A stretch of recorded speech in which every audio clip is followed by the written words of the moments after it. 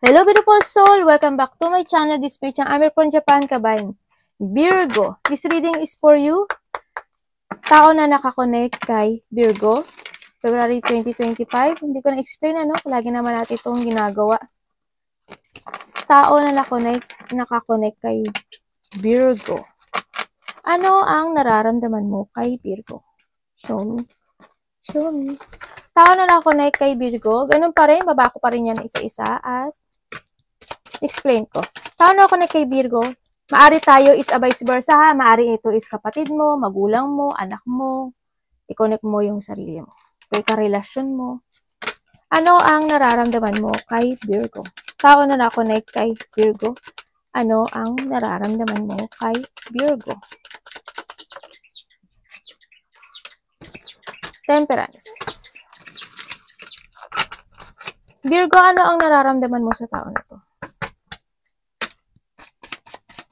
Parang alayo mo daw sa kanya, Virgo.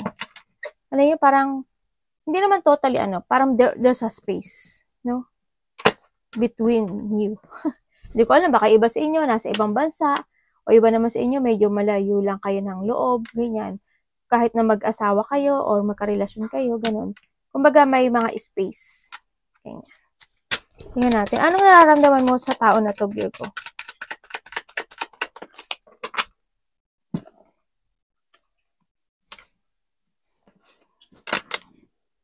Okay. Tandaan nyo, maaring tayo is a vice versa. Okay? Tao na nakakonect kay Virgo, bakit temperance ang nararamdaman mo kay Virgo? Okay, show me.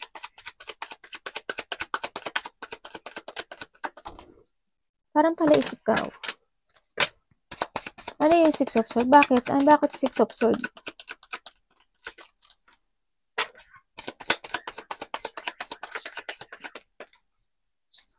Bakit Six of Swords?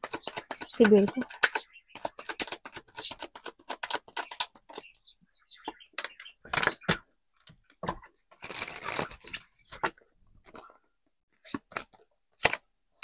Bakit Seven of Pentacles?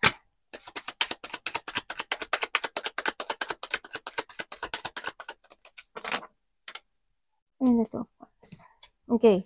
Nararamdaman sa'yo nitong tao na to and that ito. In what way? See it.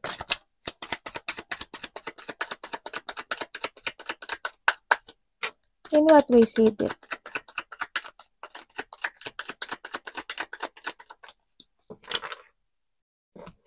The Eight of Cups and the Ace of Wands.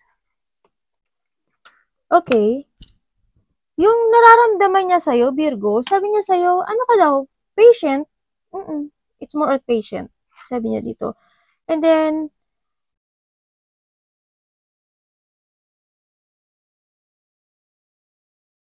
kung kayo is nagkahiwalay nitong tao na to, no? Sabi niya sa'yo, mabait ka. Actually, ano ka lang matiisin, ganyan. Matiisin ka. Kung magkalayo ka nito parang napagod ka na daw sa kanya, parang pinili mo na lang daw na mag-umpisang muli, no? Ganun. Parang you try your best to move on para makapagsimula or muli sa sarili mo para magkaroon uli ng new beginning or isaayos yung sarili mo.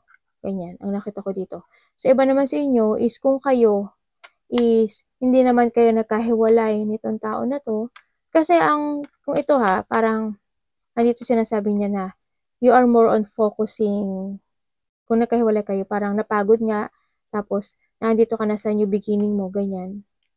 Parang nagkakaroon ka na ng pag-ending sa kanya, ganyan. Siguro nga daw napagod ka. And then sa iba nga, yung magkakaasawa or hindi naman talaga nagkahiwalay, ang nararamdaman nitong tao na to sa'yo, Virgo, minsan may mga time na mabait ka naman, sinasabi niya, mabait ka. Nararamdaman niya sa'yo minsan parang siguro parang lumalayo ka or siya ang lumalayo. Parang may paglayo. Ako nakikita o umiiwas sa nakita ko dito. Is more on patient ang nakikita ko dito. Parang unti-unting, hindi ko alam kung unti-unti ka nagbabago, sinasabi niya, or unti-unti kang nagdi-distance, ganyan. Yun nakikita ko dito eh. Or hindi man, kasi kung titignan ko dito, wala naman ako nakitang pag-aaway. No? May mga sitwasyon sa mga magkakarelasyon na maaari may mga gustong gawin yung bawat isa. Siya kasi, sabi niya kasi dito, Virgo, parang nagkakaroon ka ng mga bagay o sitwasyon na gusto mong gawin at gusto mong aksyonan. Ganun ang nakikita ko sa kanya. Maaring umiiwas ka rin sa kanya, sinasabi niya, pero nakikita niya minsan parang you look sad ang sinasabi niya dito. Nararamdaman niya parang may lungkot din siya, parang I feel incomplete, ganyan.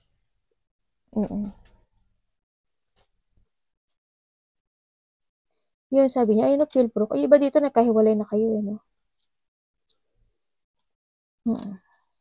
Parang mas inaano mo, or vice versa tayo, parang mas pinipili nyo siya o ikaw, kung magkasama kayo it's more independent.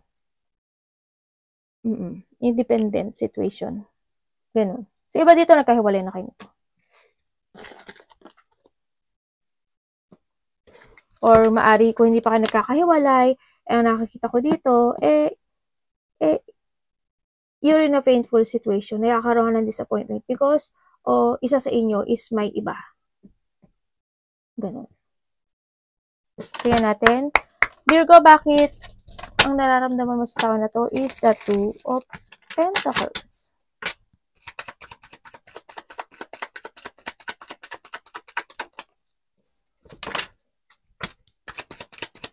Bakit?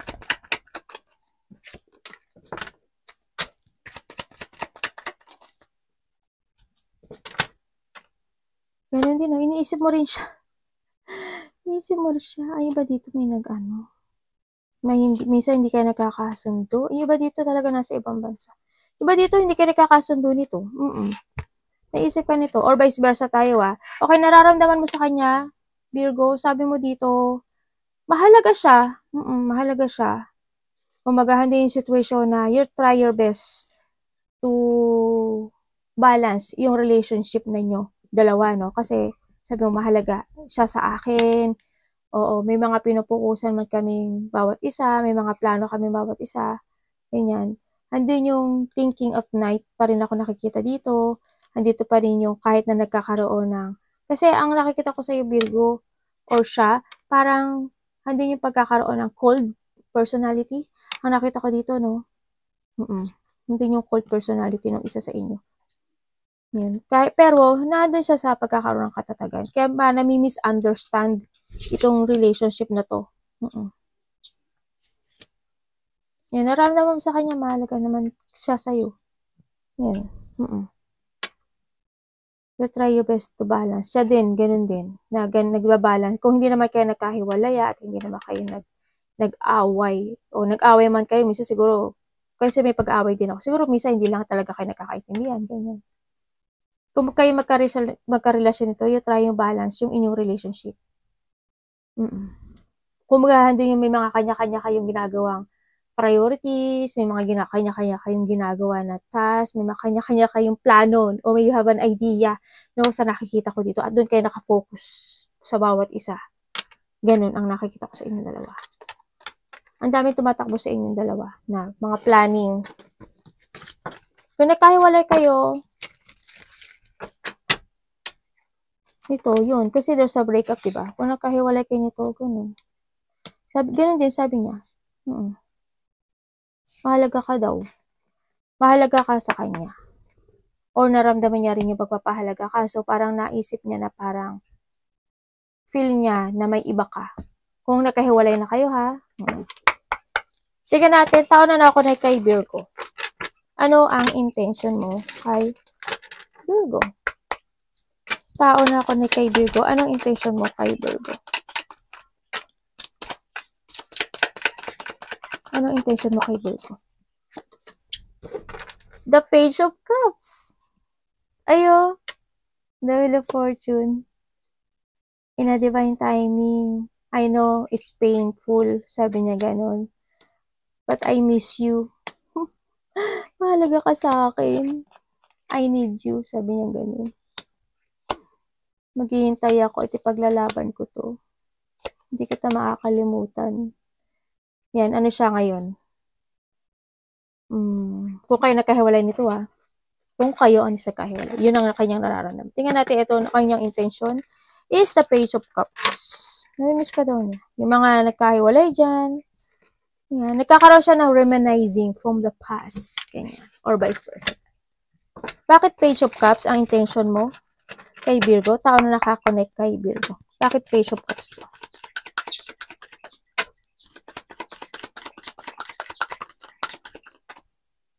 Bakit Page of Cups?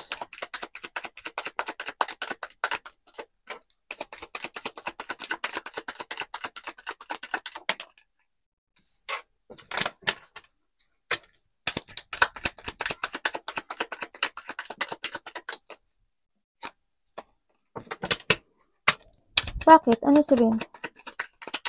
Diba dito, break up na yun.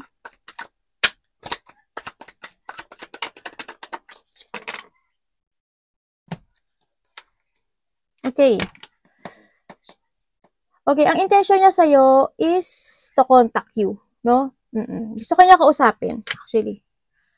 Kaso, medyo may pagkamataas yung pride nito. Parang hindi siya sitwasyon na I want to be sorry, gusto kitang kontakin, pero ayokong iba yung pride ko, or vice versa to ganun. Sa pag-iis kung nagkahiwalay na kayo to, hindi yung sitwasyon na I know na wala kang ng trust sa akin, ganyan, kasi niloko kita, nagsinungaling ako sa'yo, binitray kita, ng babae na lalaki ako, nagkaroon siya ng manipulative situation sa'yo, ganyan. Diba? Yun. Pero gusto kanyang kontakin. Iniisip niya yun Paano? Nagsisiyasat siya kung ano yung mga gusto niyang gawin. No? Para offeran ka uli niya. Ayan, the Face of Cups. Pero nakita ko kasi dito, nagkaroon ng inequality relationship, no? Yan. Siguro daw baka iniisip mo na talagang hindi kayo compatible na totally. Kasi itong sitwasyon na to it's a failure situation. Nag-fail talaga. Handun lang talaga yung isa sa inyo is may pagka-pride, mataas yung pride. Yan ang kanyang intention. Tingnan natin anong action mo kay Virgo? Tao na ako na kay Virgo. Anong action mo kay Virgo? Iniisip ka niya every night. O, diba? Ten of Cups. Ay, sa mga mag-aasawa at hindi naman nagkahiwalay pala. Paano na yan, ate? Sa mga hindi naman mag-aasawa, sa mga hindi nagkahiwalay at magkarelasyon kayo, di ba? O hindi man kayo gano'n Ando yung sitwasyon na parang komportable kayo sa isa't isa for being independent sa isa't isa, no? Kumbaga, hindi yung minsan, nagkakaroon din siguro both of you na insecurity, pero ang intention niya sa'yo is he always care. They love you. Mahal ka niya. Ito, Cups kasi yan. Mahal ka niya. Mahal ka niya, kahit minsan is napipil mo daw na siguro minsan hindi kayo compatible, ganyan. Siguro minsan nga is parang both of you, ikaw or siya, maaring medyo malayo kasi yung situation. Ano to? Yung loob. Hindi naman totally malayong-malayo. Kumbaga nag-uusap naman din kahit paano. Yung may mga kinikimkim na kahit na yung hindi gusto man sabihin, hindi naman sinasabi. Yung mga ganun. Ando yung pagiging komportable na being kayo, dalawa. Ganun.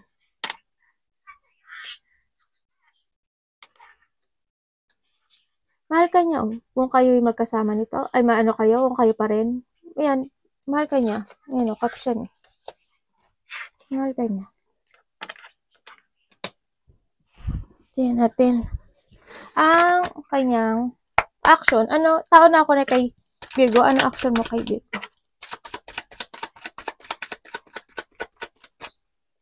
Kaso andito yung pangloloko. Mahal ka niya, pero handun pa rin yung pangloloko. Kung nagloloko to, kahit magkasama kayo, I feel sorry daw, ganyan. Pero mahal ka niya. Kahit na may ginagawa siyang, kasi may ginagawa siya eh. May ginagawa siyang mali. Meron. Pero mahal ka niya.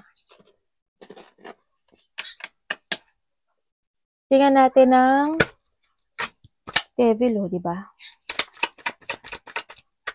Or vice versa to, ha? Ano ang action mo kay Virgo? Ano ang action mo kay Virgo?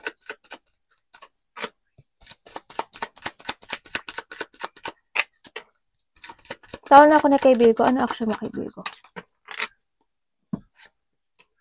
The Justice.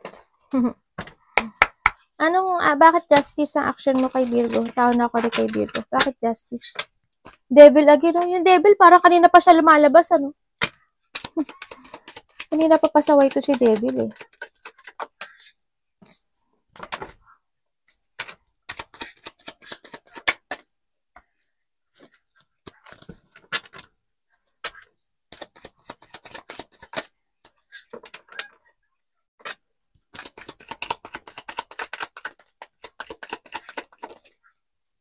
The Nine of Wands.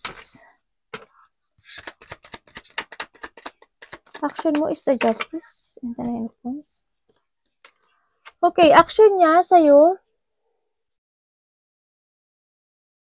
Parang, ayun din, insecurity and negativity. Ang action niya kasi, medyo weak yung energy niya, no? If mag-a-action siya, napakihinaan siya ng loob dito para bumalik sa'yo kung nagkahiwalay kayo nito, ha?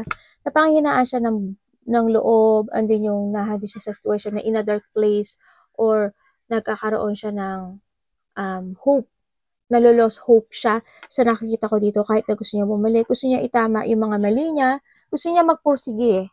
Actually, gusto niya magpursige to take it action at mag-clear lahat ng ginawa niya sa'yo. Pero andin yung kanyang negative thinking dito sa situation na to. Kasi sa kanya, hindi pa rin din ito tapos. Ganyan, maaari nagkaroon na talaga iba sa inyo ng distance, no? O nasa ibang bansa siya, nasa ibang bansa ka, ganyan. Or nagkaroon na pagkakalayo ng loob sa isa't isa. Kung totoo yun, ang weak no niya, puro weak yan. Ang weak no kanyang energy kasi andito siya sa sitwasyon na there's a depression, no? Depression, iniisip ka niya every night. Kahit gusto niya bumalik, gusto niyang mag-aksyon, pero it's weak. Parang hindi niya kayang ipaglaban yung sarili niya sa'yo. Ganyan, andito siya sa sitwasyon na yan. Gusto niya uli ng new beginning sa'yo, sa nakita ko dito. Gusto niya mag-start muli dito, pero napanghihinaan at ang thinking niya talaga is a negative na. Na lack of courage kasi siya ngayon. Parang kaya ko pa ba itong ipaglaban? Dapat pa bang ipaglaban? Kumbaga, hindi yung sitwasyon na may takot siya sa'yo. Siyempre, hindi yung takot na baka wala na rin naman. Sa iba naman mag-aasawa or hindi kayo nagkahiwalay nitong tao na to, isa sa inyo is may pagka-weak energy, no? Hindi ko alam kung may sakit yung isa or may sakit ka or may nararamdamang pain kayo each other sa nakita ko dito. Ganyan. May weak kasi yung energy na to. Action niya is a little bit of weak. May mga iniisip din gabi-gabi, no? Minsan may mga sitwasyon na nawawalan siya ng pag-asa. May mga sitwasyon, siguro sa trabaho, ganyan. Or sa iba pang aspeto ng buhay niya, nandun yung may mga sitwasyon na kailangan niyang tiisin, kahit nakaka-stress. May mga sitwasyon na kailangan niyang magtiyaga, ganyan.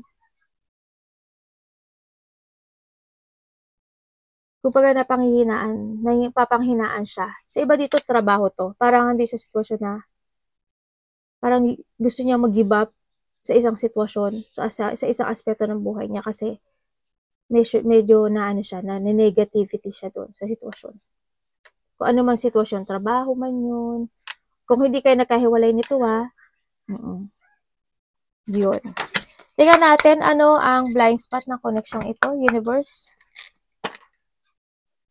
Universe, anong blind spot ng koneksyong ito? Mari ikaw ito or siya? Ano ang blind spot ng koneksyong ito? Is the 5 of... Okay, bakit po? Bakit ang blind spot is the 5 of swords?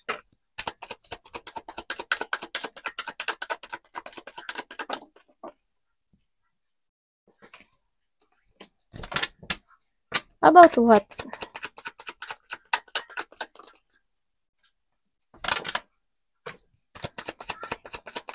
Ang alin? Ano yun? Okay. Okay. Kung kayo is hindi naman kayo nagkahiwalay, ito taon na to ha. Sabi niya dito, I need to fight. Kahit ang dami kong ginagawa. Ang dami kong ginagawa sa trabaho ko. Ang dami ko kailangang asikasuhin. Ang dami ko kailangang i-clarity. Yan, di ba? Yan, trabaho yan. Kahit na nakakapagod, ganyan. Ang daming task, ang daming dapat gawin, ng sinasabi ni boss, sinasabi ng company, sinasabi ng yung sa trabaho niya, ganyan. No? Pero I need to fight. Kumbaga, kailangan niyang kahit mahirap, kahit na it's so sad, kahit na nakakapagod, ganyan. Kailangan niyang lumaban. Kung kayo naman is magkahiwalay, or wala na talaga, sabi ganun. Or vice versa tayo Andito, itong tao na to, sabi niya dito is, andito siya sa sitwasyon na nagdadalawang isip siya or back and forth siya sa kanyang decision making to clarity. Kasi parang, hindi siya sa sitwasyon na, kailangan ko na ba talaga magbubuon? Kailangan na ba? Kailangan ko na ba magdesisyon? Kailangan ko na ba mag-focus sa another path? Kailangan na ba? Andi siya sa sitwasyon na yun. Nag-jungling siya doon.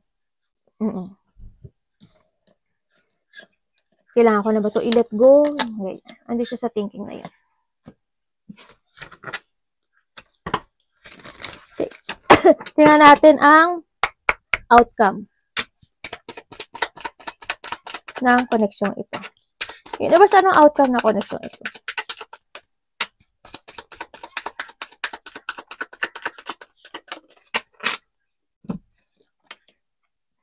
Bakit po?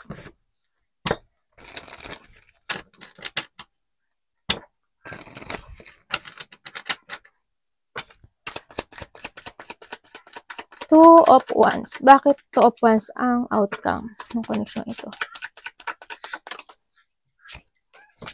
Galing The Magician and the Magician Diba? Kumbaga, the decision is yours.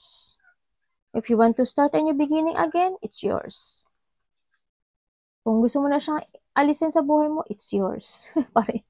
Nasa sa'yo pa rin. Kailangan mo, you need to be very careful sa plano mo this time. At mag-choose ka ng path mo. Bakit po Magician?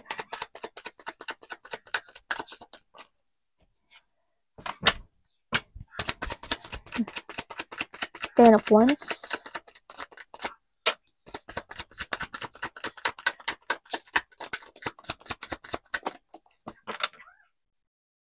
Three of Swords. Iba dito magkahiwalay O kaya may mga pinagdadaanan kayo in relationship na painful situation.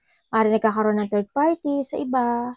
Iba naman related to a work. Iba naman related to a responsibility from the para sa family, sa mga anak, ganyan. May mga responsibilidad na tinatahak. Iba dito is talagang may third party. Talagang nagkaroon ng hiwalayan or iba siguro tanggap nila na may third party. Ganyan. Okay, so nakita ko dito, ang outcome nito is nasa inyo Kung babalik siya, nasa sa'yo yung desisyon. Kung hindi na siya babalik at gusto mo na mag-another path, nasa sa'yo pa rin yung desisyon. Kasi di sa Magician, ibig sabihin,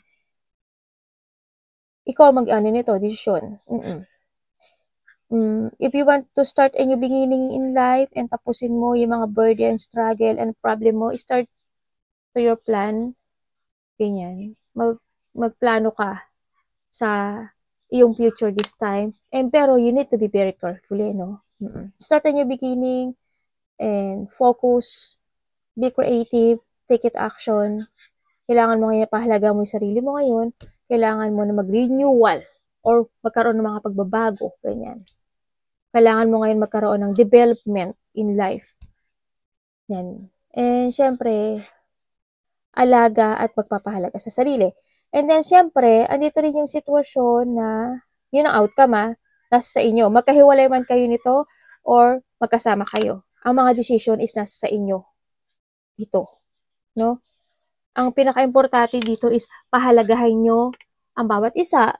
Pahalagahan mo yung sarili mo, pahalagahan mo yung sarili niya, pahalagahan nyo yung relasyon na to. Pero, kung kayo is magkahiwalay nito, kung gusto mong magkabalikan pa kayo, okay lang din. Nasa sa inyo to. Kasi this is the two of wands.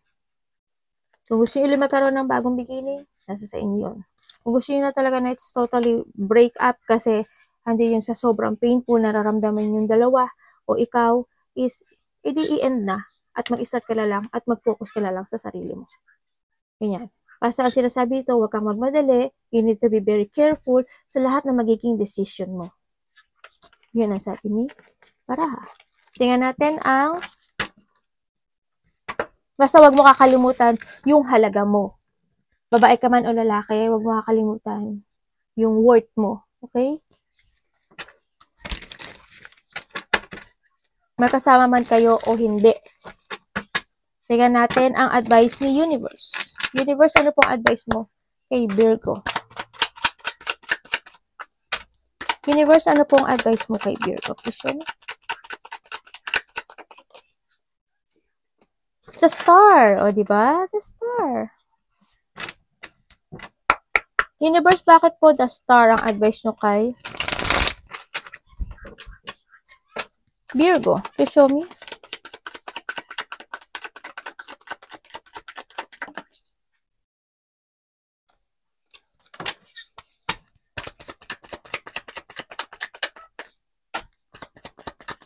Ano po yan? Okay.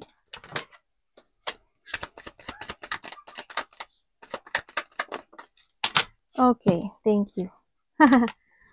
Tawa ko dito sa ano mo, card Okay, ang advice niya sa'yo is, Virgo, sabi niya, kailangan mo ng changes, no? If you are heartbroken or may mga situation na it's need to heal, it's need to heal. And then, you need to take care of yourself. And sinasabi rin dito na be open mind. Be open. Maging open ka.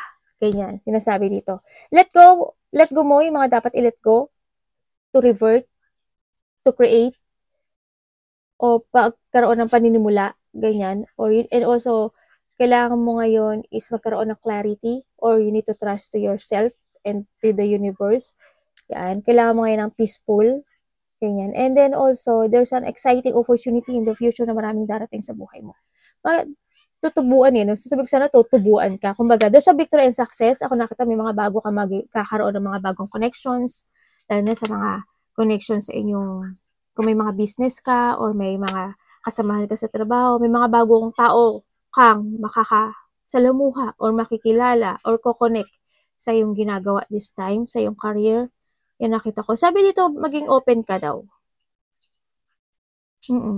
Kasi 'di ba, you always close your heart. Hindi ko naman sinasabi you close your heart. Kumbaga din yung parang mas gusto mo kasi 'di ba, you want to be alone sometimes, 'di ba? May mga ganun ka kasing part eh. Ngayon daw, i-open. Kumbaga kailangan mo ngayon mag-revert. Kailangan mo ngayon is magkaroon ng konting pagbabago lang naman. Sabi niya gano'n. Konti lang naman. Sino sinasabi naman sa iyo? And syempre, mag-ingat kayo, no? Virgo, kasi may nakikita ako na losing something valuable in your life. May mga burden, may mga pagnanakaw o pagkawala ng mga gamit, ng pera, o ano man yan. May mga tutulungan ka o may mga hihingi sa'yo ng tulong. May mga bagong connection na darating. Magkakaroon sa iba sa inyo ng kasi may ilelet ko ka raw eh. Iba sa inyo may mga ilelet ko. Tapos yung mga tao daw na mag-share sa'yo or ikaw ang magsishare. Parang, pero ang nagput, sila ang magsishare. Parang magsishare sa'yo ng kanilang mga sa loobin, ganyan.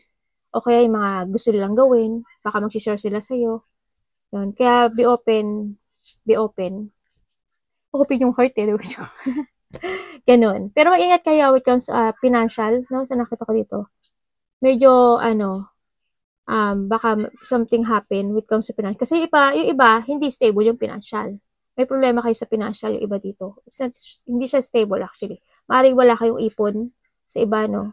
At kung wala naman kayong ipon, yung natitira yung meron, huwag nyo nang iwala, no? Someone's spying, may nakita ko sa iyo.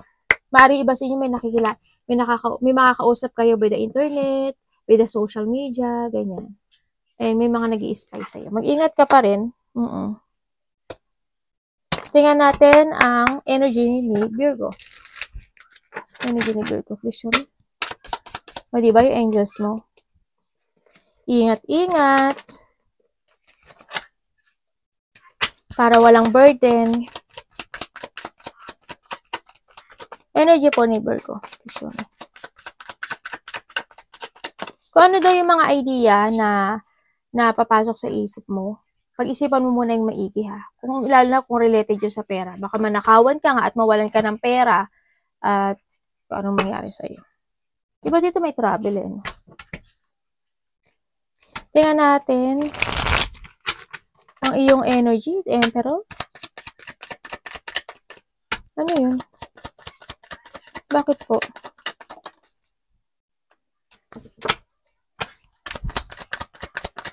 Ano yun?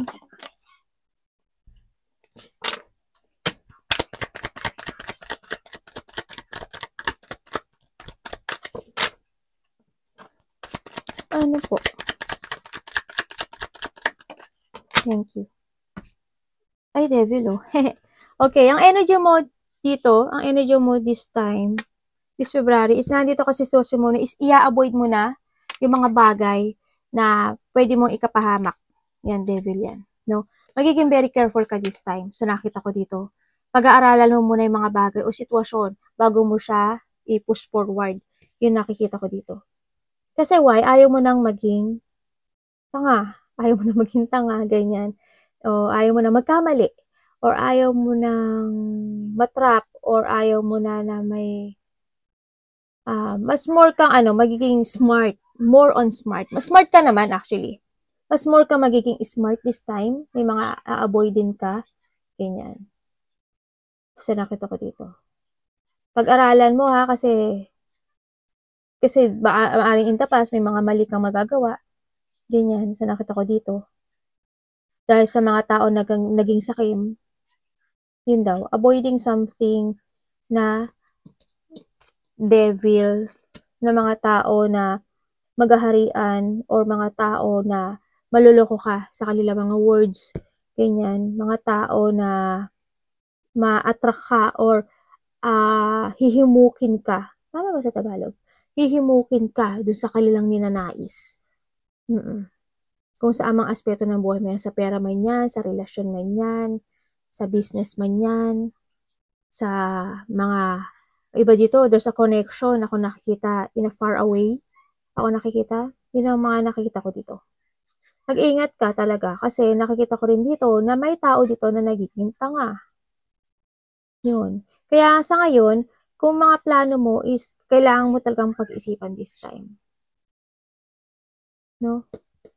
May matigas ang puso. Dito. May tao na parang lumayo. Ikaw lumayo o siya lumayo, pero parang na-stuck yung isa. Pero handun pa rin yung isa na nag-i-spy siya doon sa isa. Maaaring nagtitingnan yung social media, nagtatanong-tanong siya sa mga kilala, nagsa-sightseeing. Or kung malapit sa sayo, ganun din. Yun. May tao na nagpaplano sa'yo ha, ng masama. Baka yung sinasabi ko kanina na about pera yon or kung ano mga aspeto ng buhay yung pambababae, panlalaki man yan, o yung mga tao na lolokohin ka. Pero meron ako dito nakikita na tao na may nagpaplano. Yan. Ingat kayo. Arigatou namaste, God bless.